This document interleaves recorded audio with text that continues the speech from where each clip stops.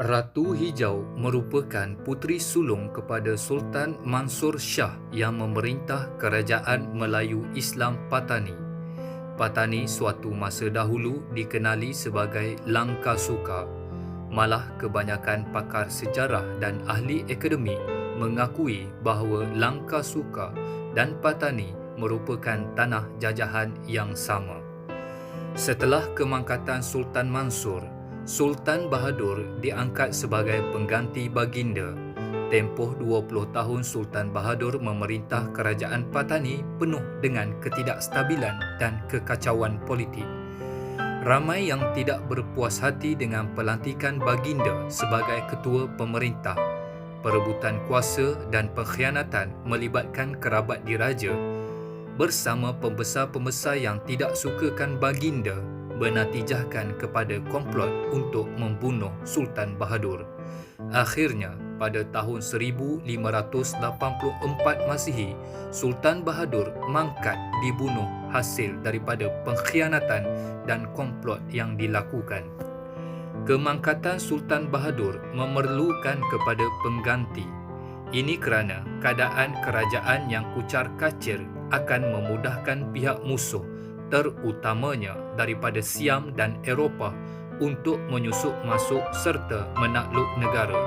Namun demikian, Sultan Bahadur tidak meninggalkan waris putera lelaki. Manakala kebanyakan daripada kerabat lelaki yang layak telah mati dibunuh akibat daripada krisis dan perebutan kuasa yang berlaku. Untuk itu, Raja Hijau atau Ratu Hijau dilantik sebagai pemerintah kerajaan Patani. Ini kerana Ratu Hijau merupakan adik kepada Sultan Bahadur dan puteri sulung kepada Sultan Mansur Shah.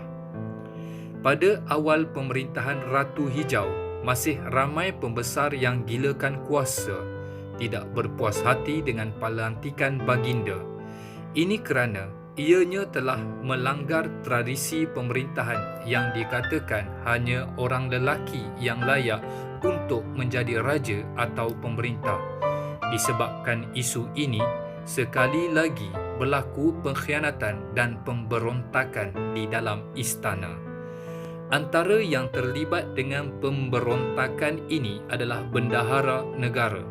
Disebabkan rasa tidak puas hati yang meluap-luap, bendahara bersama 5,000 orang pengikut dan askar telah menyerang istana tempat Ratu Hijau bersemayam.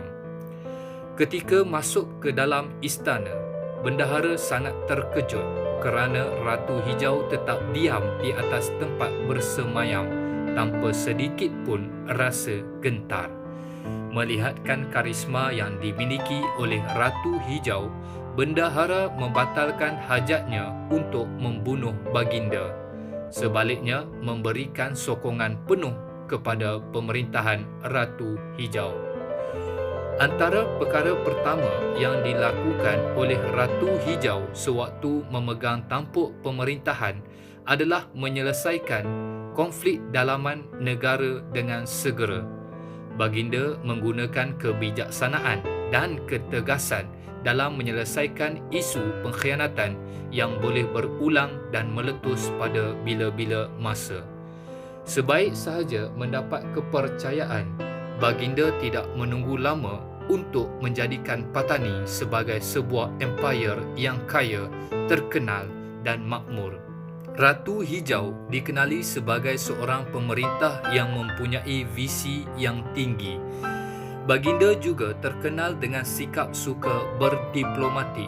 Baginda mengadakan hubungan perdagangan dengan Belanda, Inggeris dan Siam. Malah dicatatkan juga bahawa Patani di bawah pemerintahan Ratu Hijau mempunyai hubungan perdagangan dan politik dengan negara Jepun. Hasil daripada kehebatan Ratu Hijau ini, ekonomi kerajaan Patani menjadi semakin kaya dan makmur. Selain daripada itu, baginda juga telah membina sebuah terusan daripada Sungai Kersik sehingga ke Kuala Tambangan. Ini untuk melancarkan lagi kapal perdagangan keluar masuk di dalam negara, seterusnya mempertingkatkan sosioekonomi hasil daripada aktiviti perdagangan tersebut. Dari sudut ketenteraan pula, Ratu Hijau mempunyai pasukan pertahanan yang kuat. Baginda juga seringkali mendapatkan bantuan daripada pihak Inggeris sekiranya berlaku serangan pihak musuh, terutamanya daripada Siam. Pihak Inggeris telah membekalkan kerajaan Patani pada waktu itu dengan senjata api dan meriam. Hasilnya, tentera Siam yang masih menggunakan senjata kuno tidak dapat menewaskan Patani sewaktu pemerintahan Baginda. Untuk memastikan kapal-kapal besar mudah berlabuh di Patani, Ratu Hijau telah meminta nasihat dan bantuan daripada Belanda untuk membina sebuah pelabuhan bertaraf dunia. Hasil daripada kewujudan pelabuhan tersebut, Patani menjadi pesat dan terkenal di serata dunia. Ramai pedagang-pedagang Eropah dan kuasa besar dunia lain datang untuk berdagang di Patani. Setelah memerintah kerajaan Patani selama 32 tahun dalam keadaan aman dan makmur, Ratu Hijau akhirnya mangkat pada usia 63 tahun. Kemangkatan Baginda digantikan dengan adindanya, iaitu Ratu Biru.